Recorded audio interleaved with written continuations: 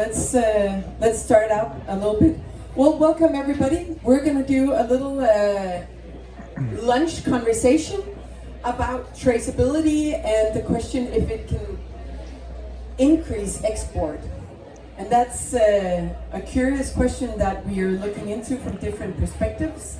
And we'll get back to it a little bit, but just so you are aware about how are we gonna take this conversation. My name is Heidi and I come from Lifestyle and Design Cluster. We normally work with innovation within fashion, furniture and design, and we support the industry in doing these type of research and development projects. So from my point of view, I'm so curious about how the industry cannot just live up to legislation, but actually grow their business on it, maybe find new perspectives, maybe find new customers. And as a background, I work with only technology, so I'm a technology fan. And of course, I have tons of ideas about how these digital tools can help us work with traceability. But I have what I call digital grown-up friends that I ask when I have really hard questions.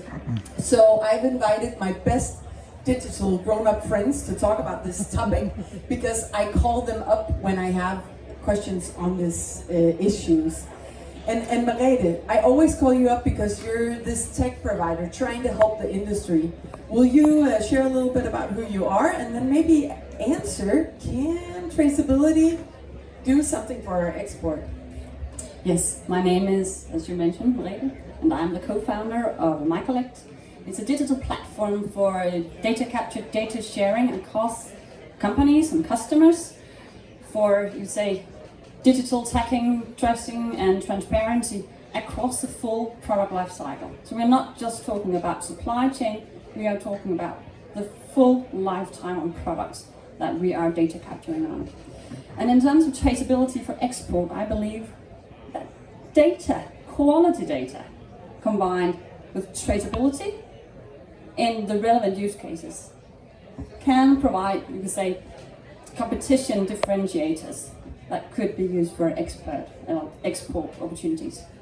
Thank you, Merete. Eric, I asked you earlier if I could say that you're kind of born in the furniture industry, but your generation is the next generation of Charlemo and have been in the furniture industry for quite a while, but today you're working in project managers and supporting the industry. Will you share a little more about yourself and do you see traceability being a role for export? Yes, my name is Erik Lund and I have a background in the furniture industry, running the company Charlemo for more than 25 years. Now it's run by my sister and her son, so it's a new generation going on. And Charlemo is well known for doing quite unique furniture, limited edition, working with artists and designers, and I've been working along with artists and designers in developing new furniture, close collaboration with subcontractors around the south part of Sweden, very local produced. And today some of the furniture are contemporary classics, you can say. But today I'm working at Interior Cluster Sweden. That's a member organization of producers, designers and subcontractors, and we are helping them with different projects. It could be export, it could be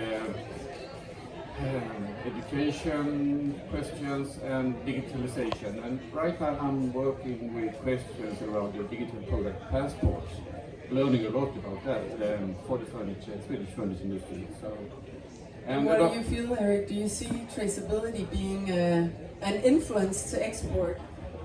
Yes, in the short term you can say that it's an opportunity, I think, for the company to show that they care about the environment, they have a check on the control of the factory and the processes and the material.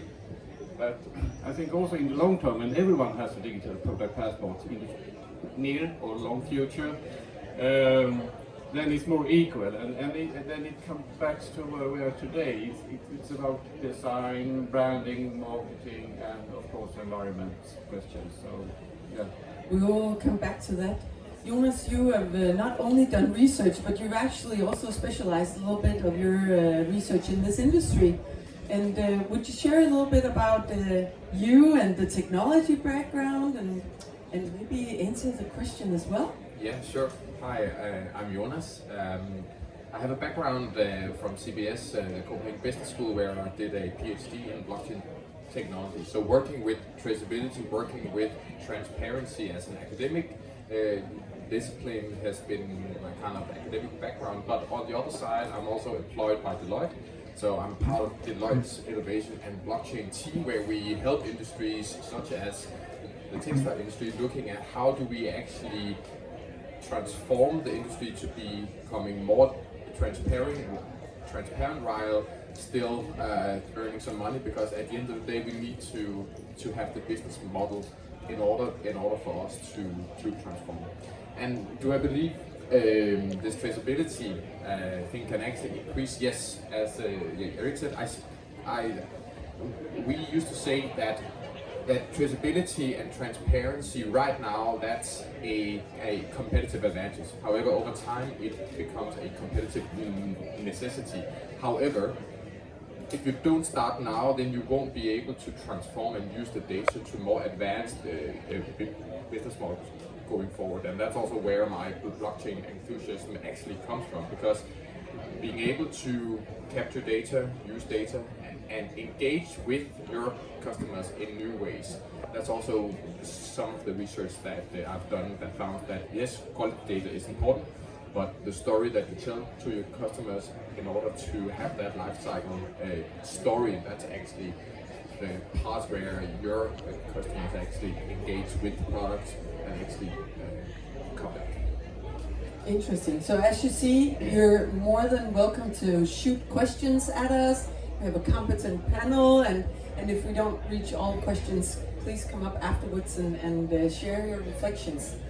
But I have been working with this technology called blockchain. We've worked with Internet of Things. We've worked with digital twins. We can name drop so many technologies that can help this track and trace possibility that we all know from when we buy something online, and we can follow the package wherever it goes. And of course, if we fast forward, who could imagine going in and buying something that had been produced from horrible conditions, or with materials that we don't want to ask where it comes from? So we're in this trend of things coming out in the open, and maybe we can jump on that train, because legislation comes forward with the digital product passport as one thing. So it's in the near future a hygiene factor that you need to live up to these requirements. So how do we use it, or how do we work with that as an advantage right now, or how do we even get started? Merete, you're out there talking to companies every day, trying to onboard them. Yeah, but I'd say, in terms of how we get started, I think it's important, as you also mentioned, Jonas, that we are to live up to the digital passport, everyone by 2030.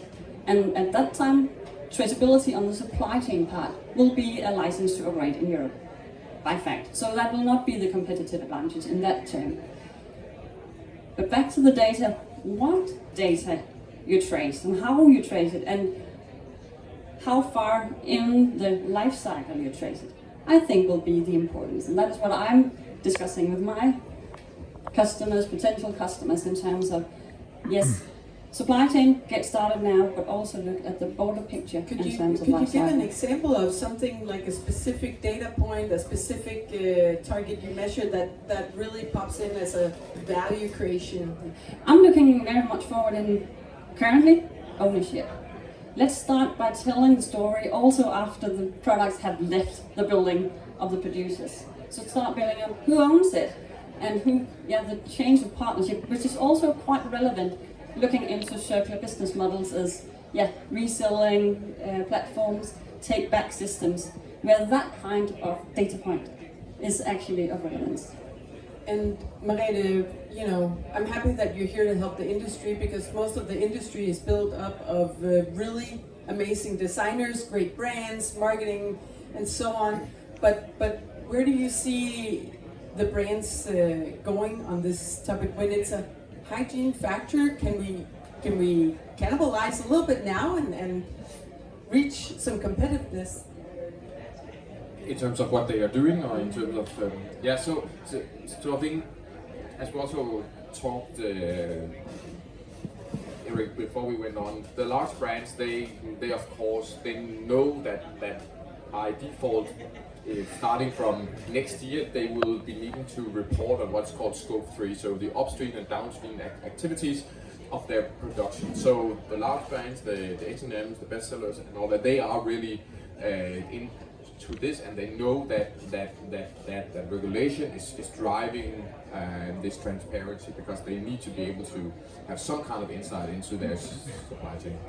But we also talked about that the design industry is a very fragmented, so most of it is small and medium-sized companies, one-man shops, designers, and all that, and that's where we think that we should, if we could team up, so we could do something together, because there is a shared problem. Traceability is a shared problem, because as Merete said, what happens with the identity of a product that kind of goes across multiple organizations? Who owns that? And the problem is no one really owns that. So, but if we are not being able to kind of get the identity of the product and understand what is inside it, then we cannot capture it and recycle it and kind of get it back into circularity. So we need technologies that can not only capture and create identity at the product, at the production level, but also during its entire lifetime. And of course, I'm biased towards blockchain, but is the technology ready for this? So the information sharing platforms, yes, they are ready. But technologies are more than just information technologies. There are also technologies regarding the physical products. How do we actually design for textiles that can be kind of threaded and reused.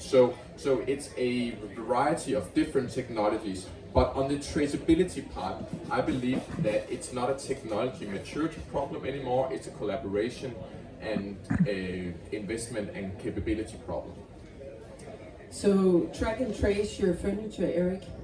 What does your member organization says to this? What did you work with yourself, Fjärmo? Yes, I have to talk a little bit about the Källarmo philosophy. And we furniture produce, we love to produce furniture. We don't like the technical administration. And I think today that most furniture today, they are quite well made and they have a okay technical quality. But the reason that you change furniture today is often that you get bored of it. You don't want that green sofa anymore. You don't want that blue chair anymore.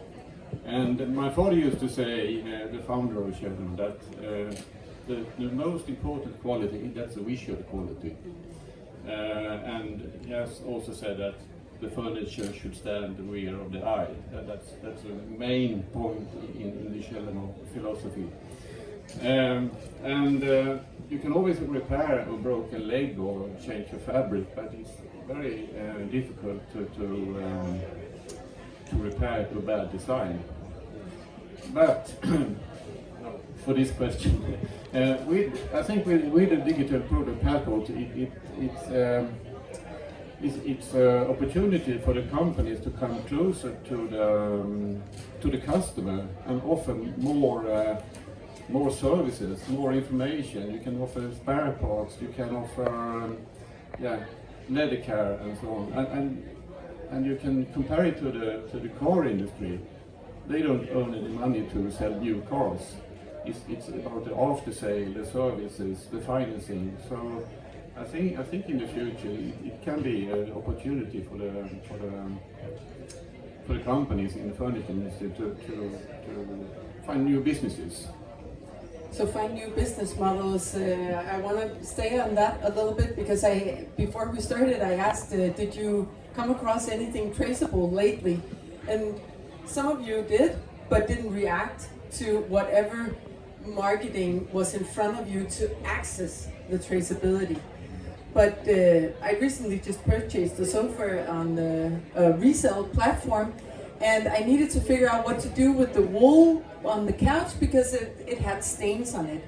And nowhere could I find what brand this used couch was until we flipped it over, we took one of the legs off, and in there was a logo of some sort. And then trying to find the website of that logo, trying to find any guidance to how to handle or how to take care. After spending a little bit of time, you kind of give up and you go online. How can I handle wool and stains? Help me. And there I wished that, as we know from medicine, as we know from food, as we know from so many other industries, you can exactly pick up that piece of meat in the store and know where it comes from. And if something goes bad, the chain of response on saying, hey, there's a batch of bad meat here, we need to pull it back, that's possible. So I dreamed that there was this device, like a little chip in the couch that you could scan and say, hey, how can I repair, how can I reach out? Eric, does some of your member organizations look into this? No, go ahead, Eric. Yeah, of course, it's a very important question, and I think it is an opportunity for the companies to have that information. It's in marketing, and it's I don't understand why they don't actually. And I'm thinking about Kjellemo, former Kjellemo. Okay, you can look at the website and you have some information, yes, but it could do it better. So yeah, it's a really future question. Merete, you just had a recent case. How do you know I how was many just scams? about to say that you should bring them over to MyCollect, because that's actually part of what we're also developing in the MyCollect solution. Because we are of course looking into the digital passport, but we just want to make a solution that brings much more than just the data that you are obliged to report, but how do we make it into business opportunities? So we are having a function feature, whatever you would like to call it, where we actually are making the link to, you scan your product and there you have the direct link for whatever the company that are producing this product would like to share and engage with you. So it could be the assembly guide, it could also be the maintenance guide, it could also be take back information in terms of systems, it could also be how do I handle it for the recycling part if we're there. And on top of that, actually also developing a notification service, because we know as consumers as well, we might think we have bought a expensive furniture or product in general, but do we actually maintain and care it the way we ought to prolong the longevity of these products? So that's also included in our ways of approaching digital passports. I think the business model here plays a crucial role. So let me give you an example. So there are this Danish company called DFD. So they typically rent out clothes to hospital sheets and all that. Because they are incentivized to get as much out of their textiles as possible, they have embedded traceability within their production, their life cycle. So they know how many times a sheet has been washed, how many times a working cloth has been used. And I'm not saying that every textile company should do that, but thinking about how we can actually look at the business model and use data to actually prolong the life of a product, how we can take that back and make sure that we could use it elsewhere, or we can thread it and reproduce it. That's a key way of looking at how to utilize data. And if we look at the digital twins as Merete, she talks about, so how do we actually connect the physical world to the digital world and then utilize the asset that we have? There are cases, with chips that where we can actually put it into the fabric. So right now we're working with an Israeli startup called Williard. They produce these small, tiny computers. I have it over there, but I can show you afterwards. It costs 10 cents and it doesn't hold any battery. And of course, it's still early, but then you can actually add that 10 cents to your product because the marginal cost is not that high. By doing that, you can then also link it to an infrastructure where you can actually share the product and kind of trace the life cycle. And not only that, you can also create good customer experience, because that's also the other part. Why didn't we scan the thing? Because we didn't care. Or well, we didn't want to, because there was no incentive for us to actually engage with the product. However, if we can create stories that could enhance that value, so that the afterlife of I can resell my furniture or whatever if I have scanned it, if I have communicated with it or to someone. Just like we know from the car industry, you Exactly. can document if it is lived up to different services Exactly. or check-ins. So we need to consider, if we assume that we have high quality data and we have the traceability, then we can start building those business models that engage our customers, because that's where we want to go. And just one more comment on the industry. We mentioned the food industry, we mentioned pharma, tobacco. All of these industries are heavily regulated, and the same trend is now coming towards the textile and design industries. So we will see, if we look at how they have been through their regulatory pressures, how they have managed to get that traceability, we can use that as a proxy going forward.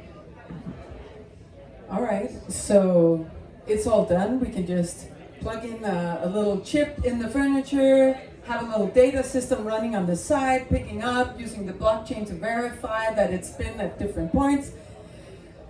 We don't really need to talk anymore. Done and over with. What I just hear is this is very new partnerships having to come together. This is very new people that have to work together. It's not just about design companies making a collab with a new type of designer. It's heavy investment. We know from any IT projects, have people been involved in that? Pretty expensive, it demands heavy investment, it needs competencies. Does anybody know how to use this? No? All right, what do we do? It needs people, hands, and where do these things come from? Are they willing to prioritize it, Eric? Or Merete, how do you guys partner up in this new type of ecosystem?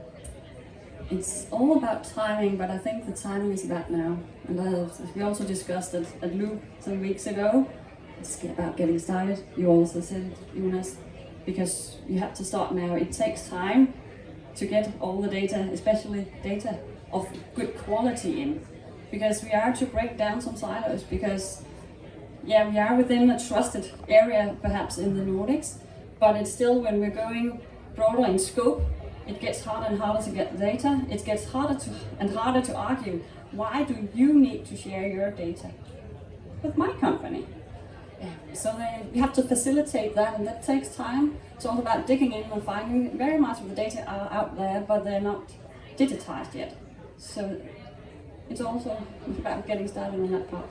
And Eric, you guys are working right now with a little pilot together with Sigma Technologies. You know, you must also be right there in the face of design companies having to talk to technology companies. They don't speak the same language. They don't have understanding of what type of investment and competencies that need to go into this project. What kind of conversations are you having? Yes, in my profession now, I have in contact with many companies, small and medium companies in the furniture industry. And there's a big difference in the knowledge of what the digital product passport is and will be. And some companies have never heard about it, and some companies have started to work with the data they have. But in general, I think it's quite a low digital structure in the company, in the small and medium furniture companies, because they love to produce furniture and handcraft and so. So But I think that what we are doing now, this conversation, we're learning, we're trying, building digital prototypes, and that's very important. And learning and doing this, and then I think we can prepare the industry for the digital product passport. And I used to say that look what you have around you, what data do you have, what data do you need, and I think one part that will be important is the subcontractors, because they will need to handle all the information, or much of the information in the product passport, and also the people around you in the organization, involve them and start to talk about this. I want to bring a little bit of the technology in, Jonas. We normally use the example of a Brio train. So using the blockchain technology, you have the opportunity of kind of every little train carriage holds data, and then if you have this unique identifier, you can kind of use the magnet between the train carriages and link them together. And then when a producer starts placing an order, they come with the train carriage of the order, and it connects to whatever supply went in. So we have this opportunity of a pretty unique technology, but it's a network technology. So you know, I asked Eric and Merete about how to collaborate. Yeah. How do you see other industries, or how do you recommend that we start this collaboration? I mean, first of all, just exploring and maybe talking to people who have experience with this. And so first, an open mindset, but I mean, you all get that. And then there are many myths around blockchain, that it is highly environmentally unfriendly. You need to share all your data in order to join a network, and both of those myths are simply not true. So it is not more environmentally damaging compared to when you use another cloud technology. You can have different structures on how much data that you want to share. The most important thing here is that if you are in a already strong collaboration with some of your suppliers, you can start out by talking to them around how do we actually make the sharing of data most efficient. And if you want to use blockchain for that, that is perfect. But there are also solutions out there, as you would normally go when you download your ERP system or whatever supply chain system. We have actually just published 2 months ago an inspiration catalog where we have found, I think, 16 or 20 blockchain-based traceability solutions that you can go out, check out, and see if anyone from that catalog fits with your business needs. But we used to say you need to be very problem oriented, and then when you have to find your problem, then you can start searching for solutions. Don't go the other way around and finding a solution searching for a problem. Very good. All right, so if you're a design brand working in the contract market, it's not any news that you have to have documentation ready. We were talking to a brand the other day that have just introduced a new customer in Canada and received an Excel spreadsheet of 225 lines. Please fill in and have it ready by tomorrow. Thank you. And then we can collaborate. So if you're in the contract market, doing documentation is nothing new in that way. But if we're talking about competitive advantage, there must be something that the technology can help us with in doing it faster, better, more efficient, more verified in some way. As a consultant, Jonas, what is 3 recommendations? Yeah, thanks. So I think if you're not familiar with some of the unique features around blockchain technologies, the one unique feature is something called immutability. That means that once you have recorded a transaction on the blockchain, you are not allowed or cannot change it. So that means that you, over time, when you add data to the blockchain, you actually have this immutable event log of what has actually happened. And that is very different compared to any other system that is managed centrally. Because if you have the admin keys, you can then kind of rewrite history. With the blockchain technology, you're not allowed to do that, and therefore it secures your data and what has actually been put in a whole different level. And that's also why it is a good argument for actually using technology when you're working across multiple organizations, because you don't have to trust, you can just verify what happened. And Merete, I want to ask if you could bring up the specific case you're working on right now. You have chairs standing in a headquarters, people can go up and scan it and see it. What kind of conversations do you have in that project? I think you asked what value you gain. Just one comment on the blockchain. You can also do versioning. So blockchain is not the only in terms of doing, we say, safe data locks, so to say. And from my perspective, we need to get the data right before we start building a safe, secure system around them. Because otherwise we will just say, well, this is a secure system, so we believe all the data, but if it's shitty data in, then we believe in shitty.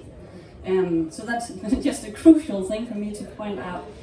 Starting in terms of all this regulation, we need to make sure that what is the kind of data that we are obliged to report on in terms of that. But in terms of value, we have several cases out there. And of course, there is a step in terms of making data sharing easy, and also in terms of communicating to our customers out there. And of course, it's to start with the question in terms of the materials. We have leaders out there in terms of telling the story about the origin and the content of recycled materials, and their full transparency in their production line, from who pick up the plastic to who has produced the components for the chair. In terms of the case you're referring to, we have Spor, who has been delivering traceable leather for Fritz at the Danish Crown, a new headquarter in Randers. And there we have, you say, their branding stories being supported by the fact where you can take the chair and you open up the full transparency in terms of the leather that is sitting on this chair is from this bull that was born this state, was given this ear tag, and by the way has been brought up in the fields of the postcode, this area. GDPR-wise, it could also have been if the farmer would have acknowledged and say, I will actually share, it comes from here. And that builds a trustfulness, not just for Spor, but also for Fritz. It's not just the furniture anymore, it's actually a story that sits there. And then just one example, I think this is great, because talking about the trust part here is really key. We have helped a food company with a blockchain-based solution going into China.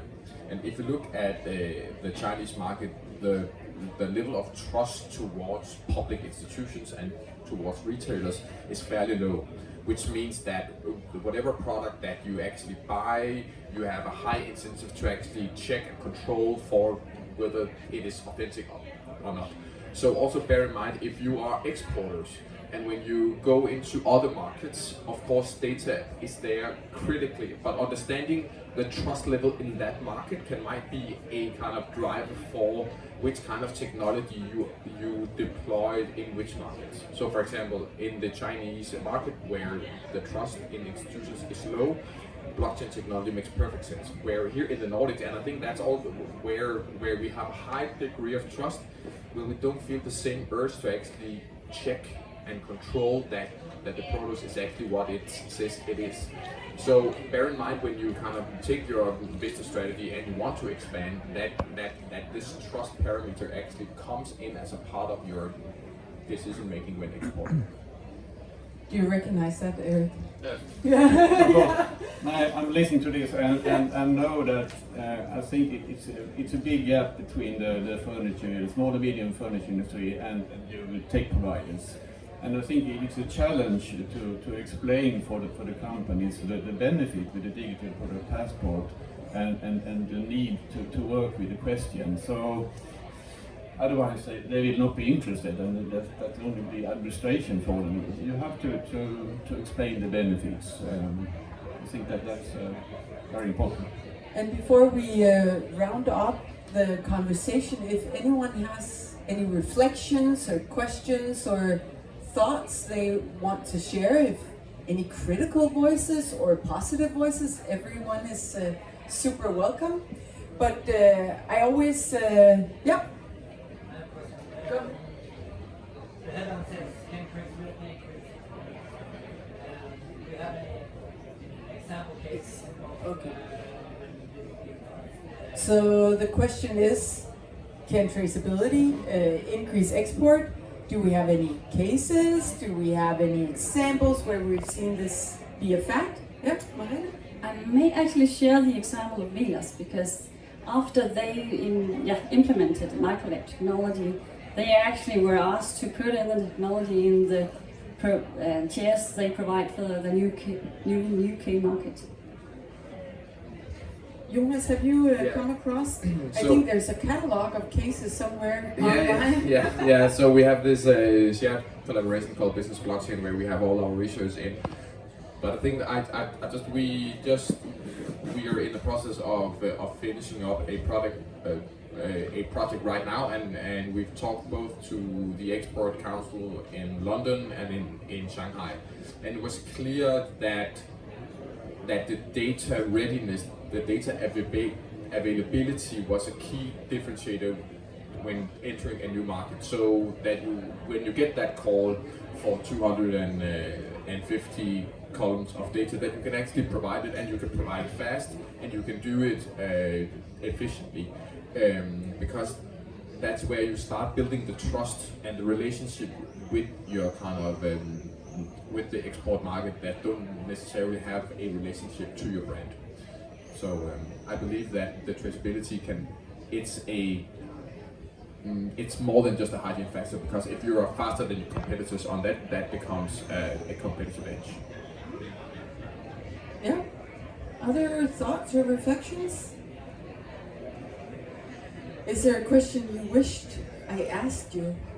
Is there something that we shouldn't come across that we did? Okay.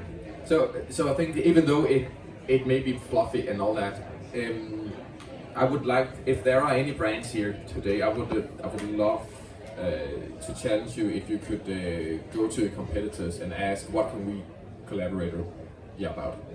Because traceability and this regulation is gonna hit us all. So, and if you are a 2-man company, a 10-man company, a 20-man, you will, why not share the cost in learning and then collaborate in the morning and compete in the afternoon. I have been a part of the food industry where we have actually implemented such a model. So it is possible. I've also been, Deloitte has also facilitated what is called Digital Container Shipment Association. So the biggest 9 ocean carriers in the world, they actually do collaborate on standards, on the things that on an industry-wide just makes sense that we have collaboration. And then of course they compete fiercely on the prices, on the experience of the customers and all that. But if we can, we can't collaborate with our competitors. So that's a kind of challenge for you. We could extend that actually to say it's not just about the competitors, it's about the full value chain. And that old value chain is actually changing, because when we're doing the loop, the circular economy, it's not the traditional suppliers you have of your resources. Suddenly we talked before about the healthcare, the medical, and we will actually need to learn different languages in terms of materials and components that we're not used to, because suddenly medical plastic will become raw material for plastic chairs, for example. So that is also a thing to consider in terms of data and traceability. It's not the old silos that we worked in.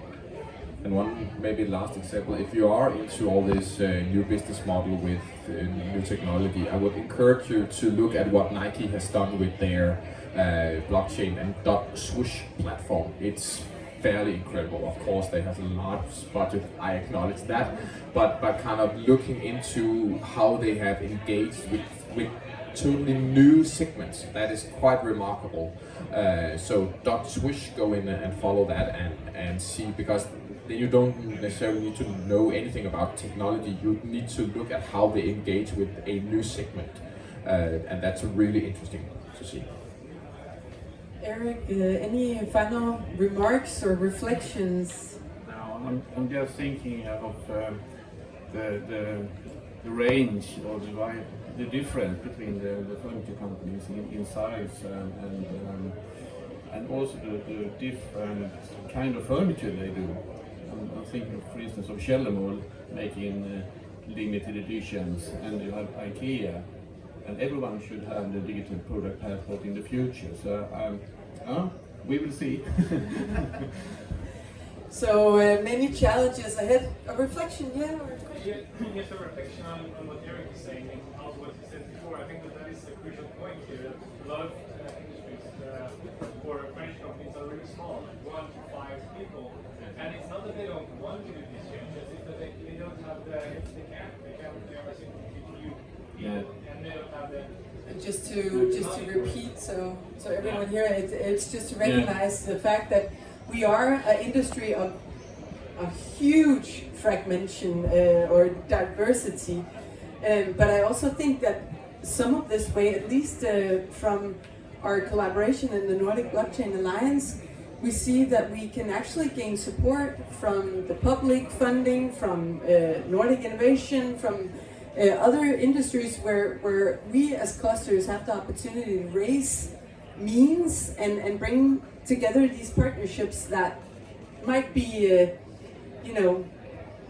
different types of partners, but viable business in the end. Any supporting reflections?